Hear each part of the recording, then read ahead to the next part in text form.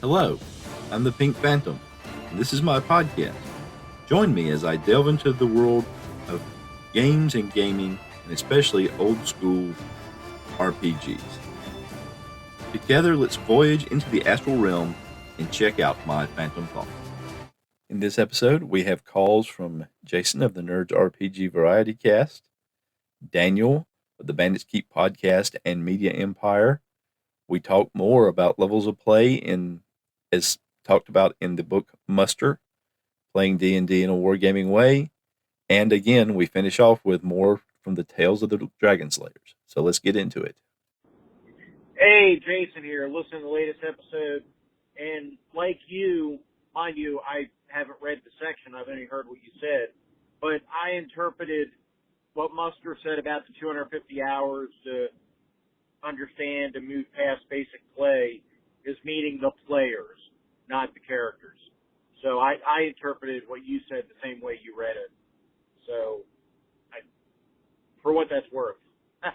Also, I hope I didn't overstate what I was doing with Rule Cyclopedia the last episode. I only lightly touched the surface on some thoughts on weapon specialization and skills, but there's a lot more to talk about.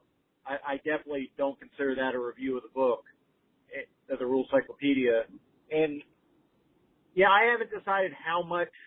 I'll definitely talk about things as I come across them in my solo game. I'll talk about that as I hit rules things or interesting things, but I'm not going to give recaps. My intention for the solo play is for me more so than the listeners, if that makes sense. And maybe that's selfish, but I don't want to be beholden to giving recaps. And because I'm going to be playing published modules, the intent's to play published TSR modules, and I don't like the idea of talking about published modules and giving spoilers. I won't be going into detail on those things. If there's a weird combat or something odd comes up, I'll definitely discuss that.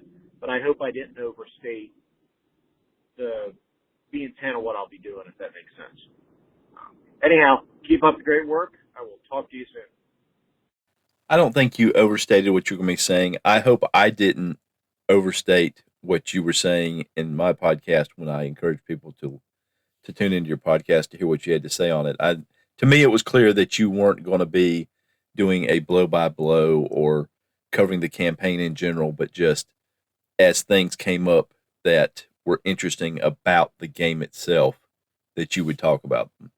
And I don't think it's selfish at all wanting to do that. I mean, solo play is for ourselves, and what we share or don't share is, individual. And, I can tell you that wanting to podcast about it or whatever, it does add, a level of what you have to do. There's a sort of a higher degree of note taking and such. If you want to communicate, make sure you communicate better what went on. Whereas if you're just sewing it, you can just kind of enjoy it for yourself. And if you want to record kind of the story that develops, you can. And if you don't want to, if you just want to keep it all in your head, you can. And there's nothing selfish about that. It's also a good way to explore a rule set so that if you later on do decide to play that rule set with someone else, then you are familiar with it and you can engage with discussions about it, even if it's people you're not playing with or things like that. So I don't think it's selfish at all, and I hope I didn't overstate for folks that make it sound like you were doing a live play of your campaign. But you have more things to say, so let's hear that. So I was listening to the recap, and thank you for doing that. I've listened the whole way through, but the recap's definitely helpful. But, I realized, and maybe it's that I missed it. Maybe you said it during the recap, or maybe you said it at the time back in the podcast. But, so how big was the Dragon Horde anyway? Do we know? Maybe that hasn't been released to the public yet. But I'm just trying to, I don't remember if you said the actual size of the Dragon Horde. And then instead of just, or in addition maybe to just the numbers, can you give us maybe an idea of what that means size-wise? 3 wagon loads is it a, when I think of Dragon Horde, I think of Smog. I think of Scrooge McDuck diving into the gold coins, right? So I'm kind of curious if you've calculated out the actual, I'm sure you have, the actual full size of the horde.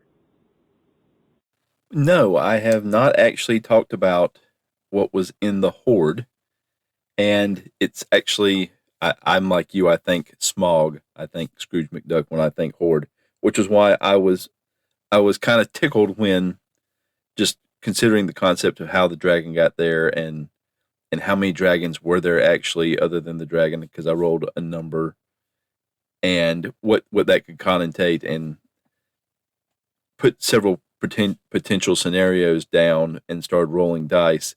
I was tickled to discover that it was the red dragon had driven off another dragon because that's a double horde, right? So, in terms of what the party recovered, they have three. The dragon from the dragon's lair, it was 3,000 platinum, 150,000 gold, which was huge. 10,000 electrum, 35,000 silver, and 15,000 copper, plus 38,000 in change in gems and 140,000 in change in jewelry. And then a lot of magic items, uh, 4 magical darts, a magical quarterstaff plus 4, a shield plus 4, bracers of armor class 2, the ring of 3 wishes, of course, uh, about a dozen or so potions, 2 magic user scrolls, and 3 scrolls of protection. And a figurine of wondrous power, the Serpentine Owl, which up until this moment I had forgotten they had, so that might come in useful. In their dungeon delve that I'd let them have to see if they could acquire any random magical items to use when they went after the dragon, they acquired 250 gold, 1,000 silver pieces, 750 copper pieces, 1 gem, also a potion of gaseous form, the potion of invisibility that Bernie used to sneak in the dragon's lair, the ring of delusion that Cudgel has succumbed to, some studded leather plus 1, ring mail plus 1, and a parapet of proof against poison. So a pretty good amount.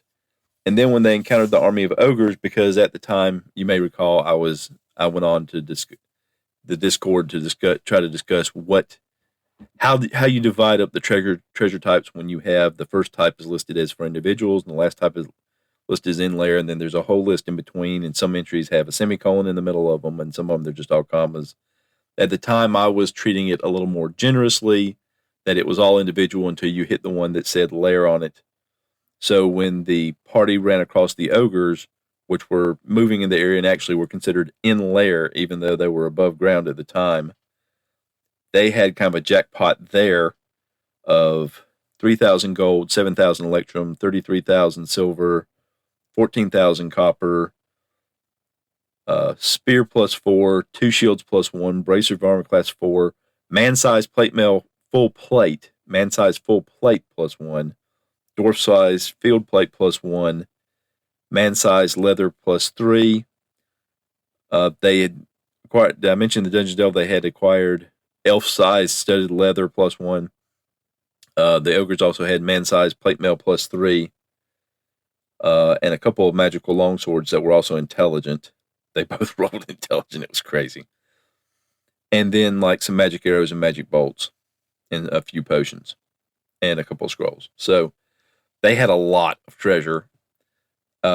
Because they rolled fairly well on their starting gold, and because Sir Gus, being a cavalier, he ended up being at the top level, social level of cavalier. I forget the exact social level.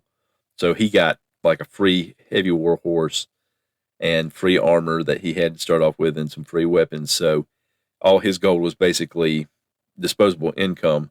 So they all ended up riding horses, and they had a wagon, and the 4 valets that they had hired to go with them were traveling in.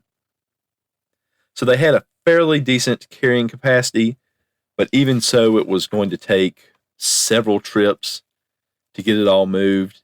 And then in the middle, when they were running low on supplies, they went to town. They purchased another wagon with horses to pull it, a larger wagon. But it was going to take 5 round trips to move everything from the cave to, plus themselves, from the cave to the keep. And on the 4th trip, they moved themselves.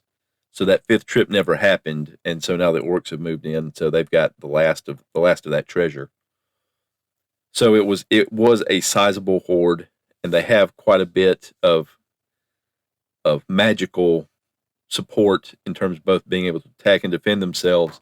We talk about a lot in OSR that magic users are glass cannons because they can do a lot of damage, but they don't have a lot of hit points. Well, these guys are sort of glass cannons in turtle shells because they've got some good heavy duty armor on them, and they can do a lot of damage with their weapons and with their natural bonuses they have, because I picked the pretty good ways of ability score generation with the characters, so they have some pretty good bonuses. But I mean, they're still first level characters.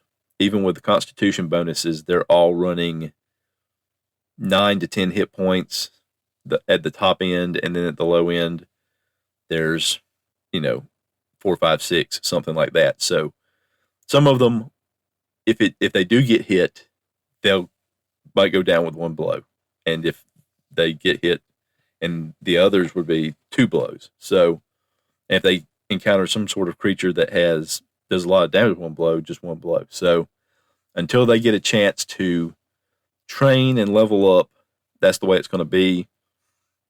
And an interesting side effect that I don't know if I mentioned at all in the podcast is that because during the battle, a lot of the dual class characters use their first class's abilities, they don't get XP for the dragon, the dragon horde, the dragon, any of that. And 2 of the characters died, so they don't get XP. In fact, the only member of the party that got XP from the defeat of the dragon was Katya. She's the only one. The rest of them didn't earn any XP from that. So, but they have earned XP since then, and some of them have more than others because some of them went on more trips and encountered the orcs and the ogres and all that. So, the time is going to come very soon for others other than Katya, who's training now, to divulge in training, which is kind of why I was glad when one of the random creatures that was generated as part of the dungeon was that other party with a paladin and a fighter in it, because that supplements their numbers. And so when party members have to take time off to train, they should have enough numbers to still continue be an effective force for exploration and dealing with the dangers therein. But yeah, I hadn't really talked about it. It wasn't out of intention. It was just in order to get stuff into the podcast. I was not hitting on all the details, but I think particularly those 3 things, what they got in the dungeon before they encountered the dragon, what they got from the dragon, the double horde, and then that big ogre horde, those are very relevant to where the characters are in their power progression, so to speak. So thank you for asking, and thank you for calling, as always. Hey, Pink Phantom, Daniel from Bands, keep calling in. Thanks so much for answering my calls. When you say it like that, that makes a lot more sense, right?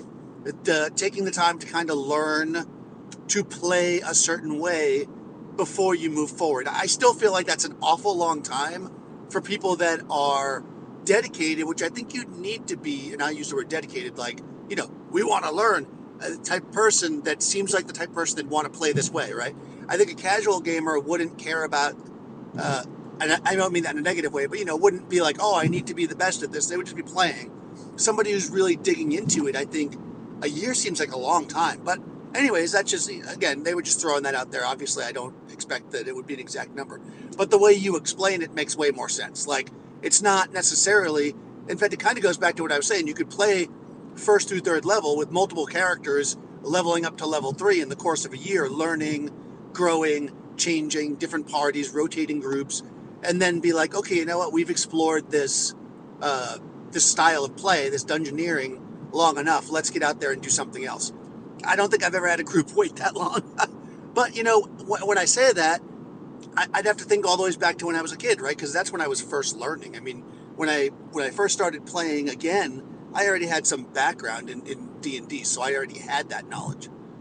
To the second part about the campaign, also very cool. Right, going back to what you said, and you were reading from the book, that makes a lot of sense. So the campaign is the thing. And it actually, in a way, and I'm no wargamer, it makes me think that sometimes like I've seen people do reviews of, like, say, box sets of war games, and it's called, like, the campaign of blah, blah, blah, and it's got, like, 4 or 5 major battles from a certain war that covered this section of effectively the entire war. So you could look at it like that. Like, this campaign is about these characters exploring this area, doing this thing, and then when it ends, right, you move on to something else, which is funny because that actually kind of tracks a little bit, if you think about it, with an adventure path at some level, right? Except that you may not, let's say, it's not based, an adventure path usually has levels associated with it, whereas this is basically a thing, right? You're exploring an uncharted area to clear the area for whatever settlements to move in, right? Because there's an expansion going on, and that's what the campaign's about: battling, the monsters that are in the forest, clearing the ancient tombs in the mountains, and then eventually, when that concept is done, right? People have moved in, civilization starts to come. Well, then there's no room anymore for those tough adventurers, right? They either need to move on or retire. You don't just keep on keeping on. At that point, people have settled, if that makes sense. Anyways, awesome answers. And yeah, you mentioned Hexed Press. Very cool. Yeah, I noticed that they were doing a read through as well. I got to jump in and see what they're reading differently. I guess muster's in the air. You started something, my friend. I'll talk to you soon. Thank you for the call, Daniel. And while listening to that call, something sort of triggered in my mind that I had seen somewhere something about how many hours it took to master something. And so I did what anybody else would do. I did an internet search and came up with the 10,000 hour rule, which was a shocking number to me, that apparently was first talked about by a gentleman named Malcolm Gladwell in a book called Outliers, that it took 10,000 hours of practice to master something. And then I also ran across a lot of headlines that said that had been debunked, that it didn't take 10,000 hours. But, on the basis of that piece of pop culture or popular knowledge, I guess, 10,000 hours to master something, 250 hours doesn't sound like quite as much. But it is interesting, and to think about, how many hours would it take? I guess if you're talking about just mastering the game system, it probably wouldn't take as much, especially with something like RPGs and old school RPGs, where you're going to start with the basic level and there's not as much to deal with. You're going to have more questions, maybe at higher levels where there's more to do. I think that's actually truer, though, of modern war games, because modern RPGs, because there's so much more, I think, put into the character. As I'm going to be talking about in this week's episode of where I cover part of the episode where I cover Muster, that there's a certain connotation among some old school players that current newer school styles of D&D are the characters are more akin to superheroes because they have so many more abilities and they recover things much more quickly. But in an older school style, when you're having to learn how to manage your party, how to manage the logistics of adventuring, of having enough gear and supplies to get you to the dungeon and into the dungeon and deep into the dungeon and then back out of the dungeon into a safe place again, whether it's a camp or back to town or what have you. Things like food and light sources and, oil, if you want to light things on fire, use them in combat. Spikes, if you need to spike doors open or closed, to make sure you have access or other things don't have access to you. And that would probably require learning more at that basic level, which is, I think, what he's talking about here in basic D&D because he talks about all those things. He talks about playing the basic level. That's what you're having to learn. And so I think that's where his idea of 250 hours comes from. And I think you're right on the money talking about those war games that they come in a box with a bunch of different battles and maybe a campaign map, and they relate a little bit, and you place through that because you're playing for that experience of that group of battles at that place at that time. And then when you're done, you move on to the next one. And there's a similar concept in the wargaming world of uh, map-based campaigns where players will start off with maybe varying forces and varying types of resources, and they're competing for the other resources on the map, and they compete until someone has won or until someone has achieved, such overwhelming resources and remaining forces on their side that the others don't stand much of a chance of victory. And then again, that campaign is done. And that's maybe more akin to the Bronstein concept that David Wesley developed and that Dave Arneson experienced as part of that same wargaming group, where they would do something over the course of a night or maybe several sessions, where they would be established of the different players had different goals and they had different types of resources to try to obtain those. And that eventually bled into the development of the RPG as we know it. But it was a finite scenario. And so I think that's what the author is talking about in this campaign, in this book, Muster, campaigning, role-playing as wargaming, is that the campaign it's a concept you're trying to explore. And once you have fully explored that concept, or you're trying to reach a certain goal and you've reached that goal, you move on.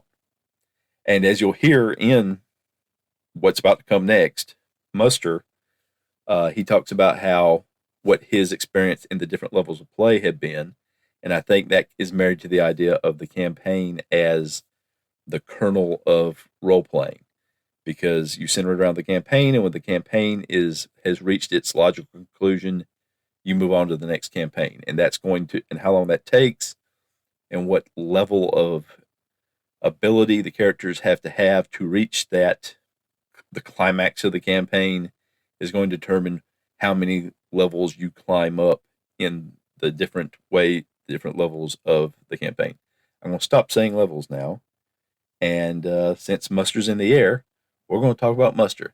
Thanks for calling, Daniel. 2 episodes ago, we left off talking about tiers.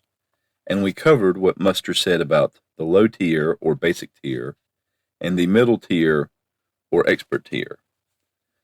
There are 3 more tiers listed in this chapter, although one of them overlaps with the other 2. So it serves as sort of a divergence of potential where the tiers could go. For the moment, I'm going to switch to the very end of this section on page 114, if, like a couple of folks have said, you're following along, called Appreciating the Big Picture. The scope of D&D's campaign vision is truly immense, as those higher levels of attainment ostensibly require literal thousands of hours of skilled gameplay to actually achieve. Building your scores up carefully in complex strategic patterns, guarding against setbacks, and constructing contingencies in case disaster strikes on the way to the stars. I cannot conceive of it without long years of work in simply achieving technical mastery of the game before attempting a serious push. I have only ever attained mid-levels myself in real play as a player or dungeon master. Higher tiers of play are so far theoretical for me, for all that I have opinions and hypotheses about how these would function. Were the purpose and rewards of D&D contingent on reaching the end, it would truly be a futile affair.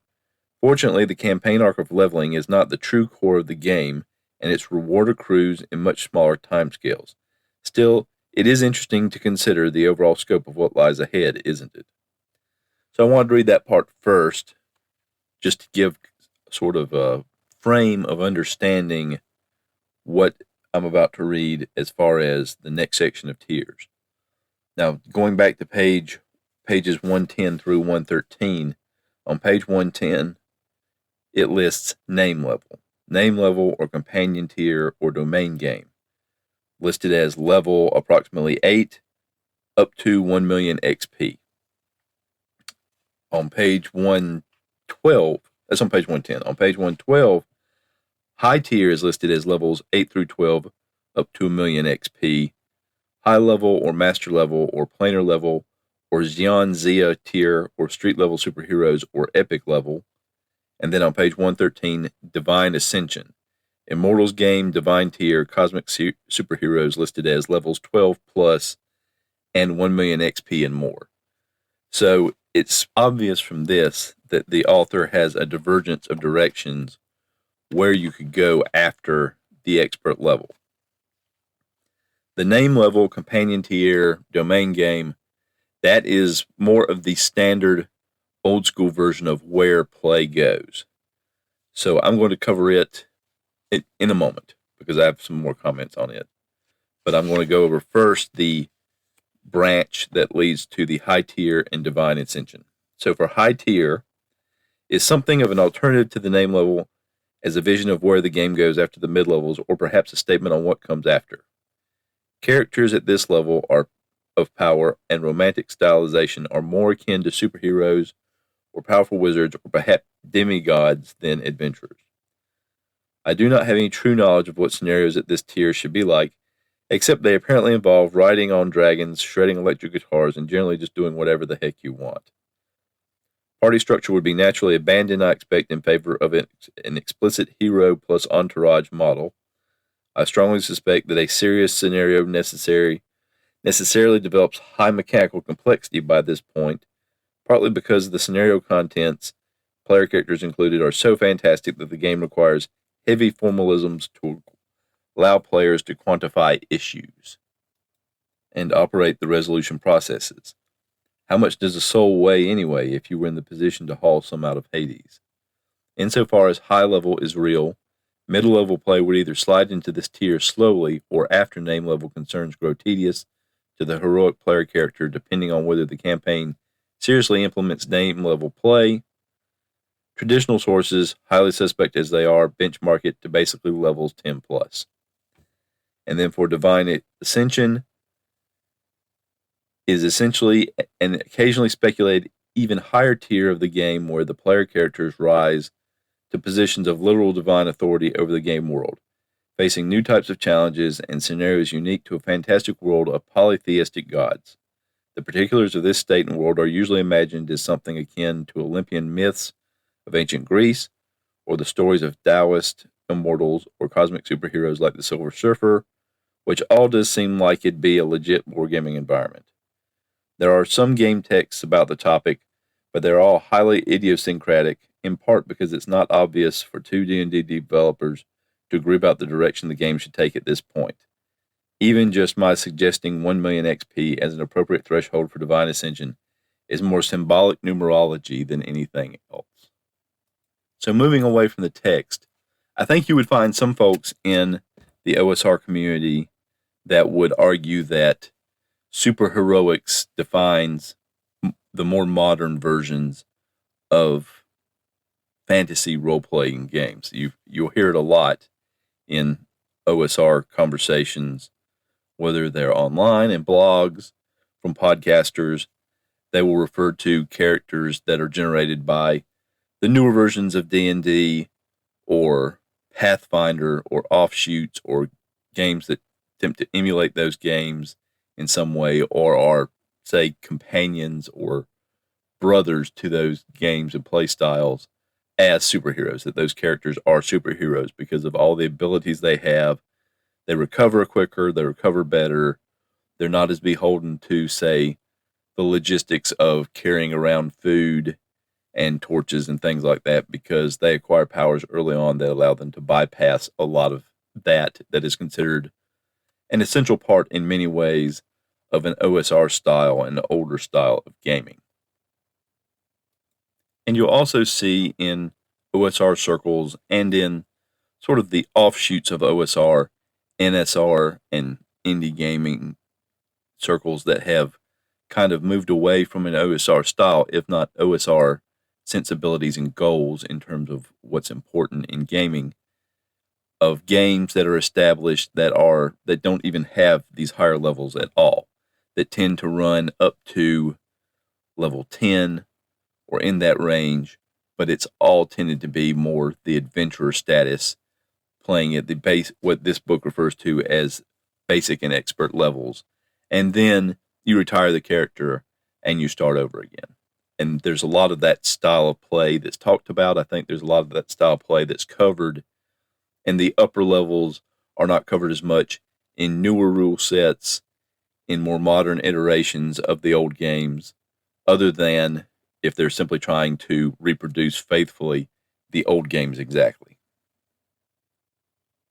So that to me would help explain why the author considers those levels of play more speculative, not just perhaps from his own experience with games. As he states in the game, he tends to have played mainly in the basic and expert levels, but in terms of probably discussions he's had on various blogs and sites and in conversations with other folks about gaming. So moving back to the text, we're going to go back to the name level section on page 110.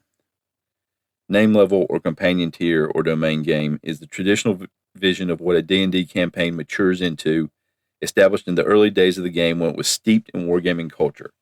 This was the doctrinal position that Gary Gygax took in his game texts on the matter. The idea is that high-level player characters, through great adventures that bring great fame, wealth, and influence, transition into being political leaders of communities, even entire polities, leaving their adventuring days behind and managing political factions in an intense Game of Thrones that combines social, economic, diplomatic, and warfare dimensions in a way that kind of slides D&D to being more of a traditional war game concerned with the conduct of military campaigns and grand strategy. Higher tiers of D&D grow increasingly ephemeral and varied in practical implementation, with important branches of the game's development not necessarily even recognizing the idea of name level. I've benchmarked name level to the appropriately begin sometime after 100,000 XP, continuing feasibly up to the 1 million XP mark, corresponding to a few character levels around 8 or so. As far as I'm concerned, this is still an open frontier of exploration for the game, with much room for establishing further conventions and content. Play culture simply hasn't paid it that much attention yet. I think that name level is true in the sense of being a possible and natural transition from mid-levels adventuring. I just haven't witnessed it myself yet. If it's challenging to just start a campaign at mid-levels, for this tier I would consider it outright impossible, as for me it is but a vague mirage still. So moving away from the text, and to give it a little context, the reason he uses the term name level is this is an old school term referring to, in older D&D versions, the different levels of characters each had their own name until you reached name level, in which case you received essentially the final name. It was considered the name level. And this would be around levels 9 or 10 or 11, in that range for most character classes. For example, a thief would start as a rogue and move through titles like burglar and filcher all the way up to level 10, and then there would be master thief, and then it would just be master thief 11th level, master thief 12th level. A fighter became a lord. A magic user became a wizard. A cleric became a high priest. And these names were indicative of what was kind of expected them in play. Once you became name level, you could begin acquiring essentially an organization around you. A fighter would attract a retinue of men-at-arms and build a castle. A high priest would build a temple and attract followers. A wizard would build a wizard tower to do research and acquire acolytes to help them in those endeavors. A master thief would start their own thieves guild.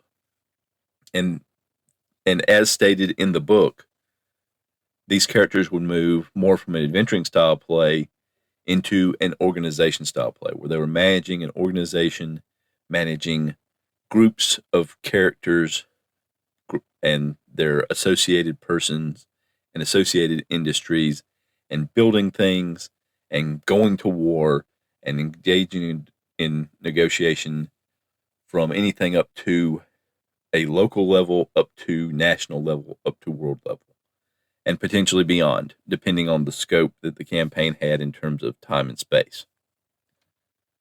And this is, as he stated, in a modern context, not that much explored. As I said earlier, play tends to continue on an individual basis, even more so in newer school styles, because characters themselves are so powerful that, whereas at low levels, characters in an old school style, particular wargaming style, will hire men at arms or take on a henchman that's a few levels below them as an adventuring companion and use those persons to bolster out the party to deal with threats of creatures and monsters that they cannot deal with as a party alone. The more modern style has empowered the individual to such that a party of 4 or 6 or 8 of an appropriate level can respond to those threats themselves. So the name level and the more wargaming aspects of the game have kind of slid away. And it makes sense that the early rules of D&D, written by Gary Gygax and Dave Arneson and built on in later versions by others, does aspire to name level as being the ultimate goal of the game, because the game actually was reverse engineered from that level. Dave Arneson and Gary Gygax were members of wargaming clubs, and they were inspired over time of playing these types of war games, of the idea of moving the war game from that more strategic level of armies moving around, or maybe slightly smaller forces than armies moving around, down to a skirmish level where players were playing individuals in a fantasy world. That was a concept where they took the sword and sorcery books that they were reading, the kind that you see listed in Appendix N, and other sources of maybe higher fantasy like Lord of the Rings, and were inspired by how that could be played using wargame style rules. So it sort of descended from that level to starting to the basic tier. And then for them, that would be working up to where you would again be commanding armies and moving them around a map and having these larger concerns and battles and resources to pursue to get back to the wargaming level that they knew so well. And it has been in the last few years that I have seen these discussions pop up in blogs and online in various places of playing that at those levels, maybe from the start.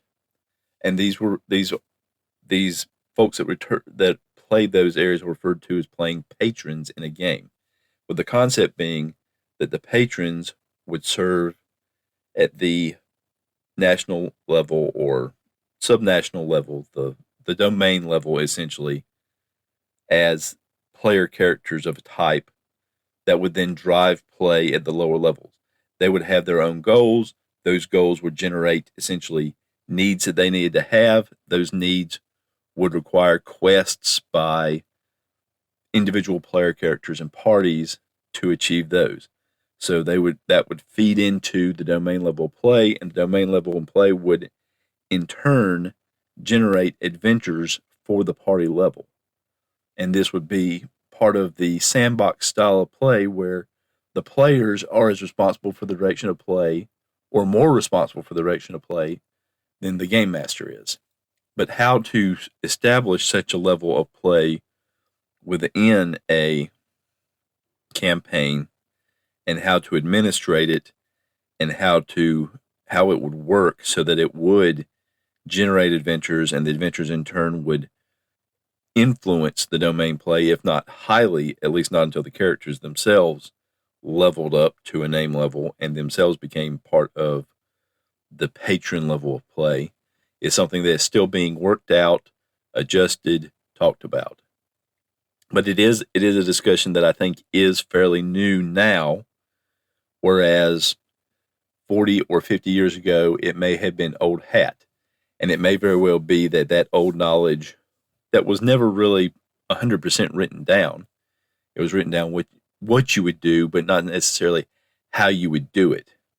And I don't believe, and I'm not an expert on every rule set, but I don't believe that in the early rule sets it really talked about having dedicated patrons and how to attach those to a game with the adventurer level and how that would work. And maybe in that level it would not have communicated, it might not have worked as well at all, because a lot of the discussions I've seen about patron level play involve them being an almost always on style campaign where they are communicating back and forth via Discord or email or some other way of messaging what they're attempting to accomplish to the GM, and the GM giving them general guidelines of what they need to attain to do that, and then them searching out in the world as it exists a way to acquire those resources.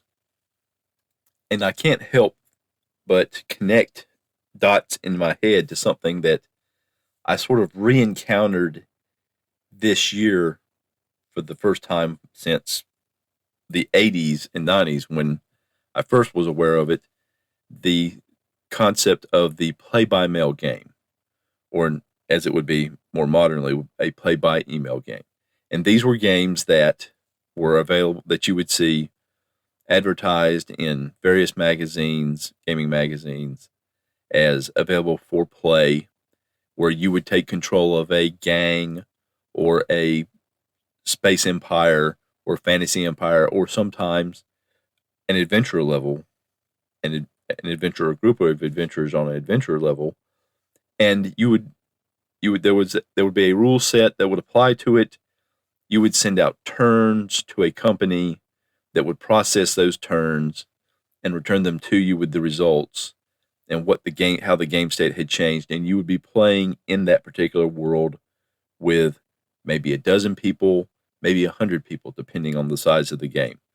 And these games were pay for play games where you would pay a charge of so many dollars per turn, or you would pay for a group of turns at once, or something along those lines.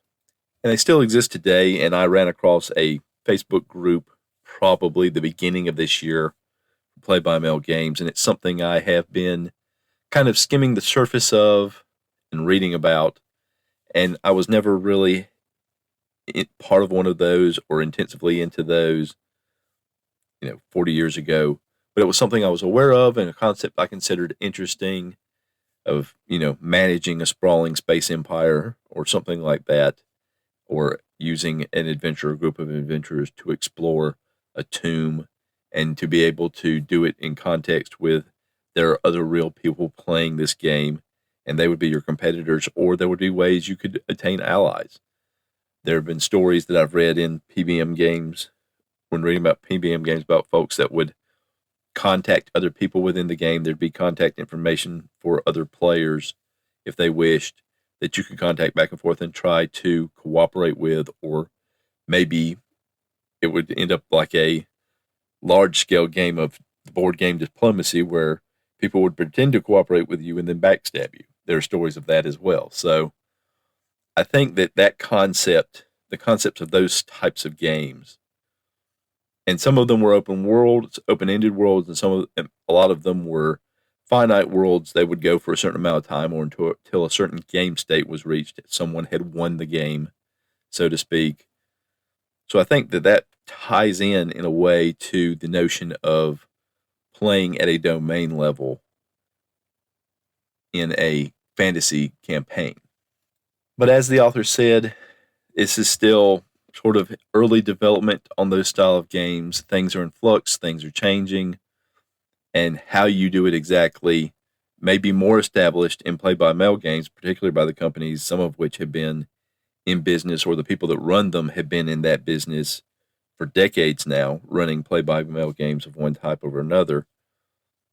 But in terms of how that works within essentially the all-volunteer fantasy campaigns that are sort of prevalent on the internet now, maybe not as much, less of a, because you're not also having to consider the business model. How do you support the business model? What do you charge? How do you charge?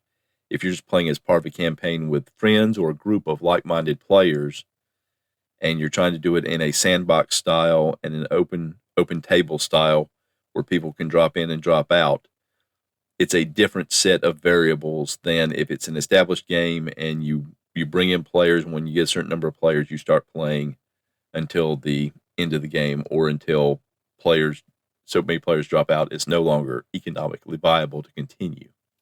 So that's going to do it for the levels of play. I do appreciate the author speaking decisively on the fact that they're not trying to say that this is what the different levels of play are, because they're not as familiar with the levels of play beyond basic and expert. The next topic in the book is party management, how the author sees setting up and how parties work within a wargaming context, in a wargaming style D&D campaign. So I think that's going to be very interesting as well. And I hope you have found this interesting, and I hope you'll find that interesting. And if you do, and you have any comments about it, please let me know. My contact information is in the show notes, and you will hear it at the end of the podcast. But now we're going to go to Tales of the Dragon Slayers. And now, more from my solo AD&D RPG campaign, Tales of the Dragon Slayers. Day 107 since the beginning of the Red Dragon's rampage. The party is about to begin their fourth delve into their dungeon that they're clearing out as a base of operations.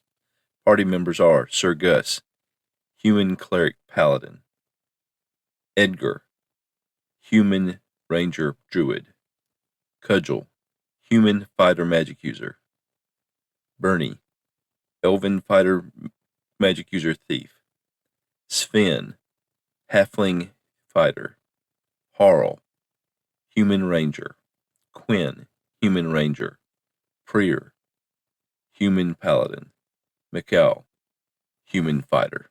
Returning to the area of the complex where the gnomes and dwarves had set up camp, they used the northernmost secret door in the room where they encountered the giant ticks and followed the long hallway west to the 20-foot by 30-foot chamber where they had last left off exploring. Following the north hall, they enter a 40 by 40-foot chamber. The chamber itself is empty. Two short corridors to the west and to the north lead to stairs going up and down respectively. No telling where the other dwarves and gnomes are with all the stairs in this section, Cudgel observes. The party follows an additional hall in the northeast corner, which leads north and then east to a 20 by 20 chamber, and find 4 berserkers led by a fighter. The party defeats them quickly in 2 rounds. It looked like the last berserker was trying to surrender as he was struck down, because the last round was simultaneous initiative. The berserkers were in possession of a handful of silver. A passage south turns east, ending with a south-facing door. Entering the door, they come into a 30 by 30-foot room with doors on the east and west sides. The west door leads down a southwest hallway to stairs down. The door east leads to a north hallway, ending in a door on the west side. This leads to another 30 by 30-foot room. They encounter 7 large pedipalps. As a note, I have been mixing up using the random tables in the DMG and the random tables in Monster Manual 2 in the situations where I haven't been using the cultivated tables for creatures that are already established. It's usually a 50-50 throw of the die. It's a 50-50 throw of the dice to determine whether I use random tables or the cultivated tables. And then I kind of switch back and forth between the DMG and Monster Manual 2. That's how these pedipalps appeared. These are commonly called whip scorpions. These creatures can be found in nearly any climate except that of Arctic or tundra. They appear to be a cross between a spider and a scorpion. Pedipalpi may be found in a variety of different colorings, browns and tans being the most common. Large pedipalps, the smallest of the pedipalpi, the Schizomediae, have no obvious whips, although they do have 2 grasping arms and fearsome-looking mandibles They're incapable of holding any prey larger than themselves. They are considered rare. They are 1+1 hit dice, and they have one attack doing a damage of 1d8. The party is able to overcome them and find they're carrying gold, silver, and gems. In the northeast corner on the east side of the room, they find a secret door. It opens into a 10-foot by 10-foot room, and under a large stone they find Electrum. Having cleared out this section, they return to their home area. While having a brief midday meal, some of the men-at-arms clear part of the barricade they had set up in the hall south of the main entryway. They move south to a hall leading east and west. Before confronting the dragon, they had found that the west section of this hall had led to a large chamber where they had found hobgoblins. They went east to a branch that appeared to a dead end, but find a secret door. Going through that door, they find an empty 20 by 20 foot room with doors north and east. They elect to spike both these doors shut for future exploration. Returning down the hall, it goes west and southwest before a short turn to the southeast, and they enter the large, high-ceilinged 60-foot by 40-foot chamber oriented northwest to southeast, and find that nothing has reoccupied it since they dispatched the hobgoblins. Opening a door on the southwest wall, they find a short hall to a trapdoor leading down. They return to the main chamber and spike that door shut. They then go through a door to the northeast into a 20-foot wide corridor with high ceilings, as high as the main chamber. They are surprised by two piercers. Fortunately, the surprise dice that were rolled, they only suffered 5 surprise rounds. In this encounter, I ran differently from the last piercer encounter. Before, it doesn't really say in the monster manual entry what the piercer's mode of locomotion is. It just shows a picture of sort of a spike-shaped creature that would fall from the ceiling on top of people, doing a lot of damage depending on how many hit dice they have. At the time I ruled in the moment that they use levitation. It says they travel 1 inch, which means 10 feet in this setting, so it would take them 2 turns to get up to the ceiling to attack again. Afterwards, I thought it would make more sense if they were sort of a squid-like or octopi-like creature with arms with bony exteriors that extend, that are used to make the spike when they're hanging from the ceiling, but then they can spread out and move slowly across the floor and up the walls back to the ceiling. This would mean it would take longer between attacks. So instead of taking 2 rounds to reset, it would take them about 4 rounds to reset. So with that 5 surprise rounds, they got the initial attack, and then they put themselves in position for another attack, but only 1 more. Gus was hit in the first attack, and Cudgel was hit in the second attack. But after the party recovers from the surprise, they dispatch the piercers easily. The hall they're in goes northeast, then north through a one-way door into a previously explored hall. Returning back to the former hobgoblin chamber, a search reveals another secret door to the northeast. Crashing through, they discover an empty 20-foot by 30-foot room. They find Electrum under a loose stone. Returning back through the large chamber, they take the 20-foot wide open exit to the southeast, down into a 40-foot by 40-foot chamber with exits to the north in the northeast corner and south in the southwest corner, as well as east. Here they encounter 2 badgers. Bernie takes a hit before the party can finish them off. The party then moves east into an empty 20-foot by 20-foot chamber. A quick search reveals a secret door. Bursting in, they find a 30-foot by 30-foot room with 9 bullywogs. Both groups are surprised, and when they recover, the bullywogs have a negative reaction and attack. In the Donnybrook that ensues, Edgar takes a hit, but the party slays 7 of the bullywogs, including their leader. The remaining 2 surrender. The party escorts the prisoners to their men-at-arms in their main living area and return to their delve. The bullywogs were carrying copper, silver, and gold. Their lair contains more gold and platinum. The party then returns to the 40-foot by 40-foot room and take the south exit. they find an east-west hall and turn east. They enter an empty 30-foot by 50-foot chamber with exits east and south. A group of gnomes, including women and children, enter, and the party lets them know that if they'll wait in the hobgoblin chamber, the party will reunite them with their other kin. Moving east, the party encounters an illusionary wall, and behind it, a group of dwarves. The dwarves are surprised, but realize the party can lead them back to their other dwarves. The hall beyond the illusionary wall has a north turn and an alcove to the east. In the alcove is a secret door.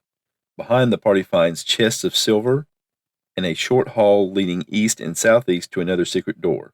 With the day growing short, they spike the secret door shut, gather up the dwarves and gnomes, and return to their controlled home areas. So a short little delve, not a lot of encounters, several of them friendly, but the party suffers probably more damage than it has since they confronted the dragon. Currently, 5 of the party members are injuries, with Sven being down 1 hit point from a previous portion of their delves, and with Bernie, Cudgel, Edgar, and Sir Gus all taking damage to turn around. But they will be able to heal somewhat with Sir Gus's and Prayer's laying on hands ability, and they will rest and get back to the dungeon again the next day. So that's going to wrap it up for this session. Thank you for listening. The opening music of this podcast is Strength of the Titans, and the closing music is Late Night Radio, both by Kevin MacLeod of Incompetech.com, licensed under Creative Commons by Attribution 4.0 license. Thank you for listening to Phantom Thoughts. I would love to hear your feedback. You don't have to be part of the show. If you want to contact me and let me know, hey, these are for your eyes only, I just wanted to give you thoughts, ideas, response, and it's really for your eyes or ears only, that's absolutely fine. I'd love to hear from you either way. So just let me know when you contact me. I don't want to be part of the show. There are lots of different ways you can contact me. You can send me an email at phantomthoughtspodcast@gmail.com. And that can be a regular email, or you can attach an audio file to it. You can use the message button on my podcast site on podcasters.spotify.com/pod/show/phantom thoughts. You can contact me via my Google Voice number, 864-209-1441. You can contact me via SpeakPipe at www.speakpipe.com/phantom thoughts. You can contact me on Discord, The Pink Phantom. All this contact information is listed in the show notes of every episode. And thank you for those who call in. Thank you for those who don't call in. I appreciate you listening and hope you'll listen again next time. Until then, I hope you have a great day.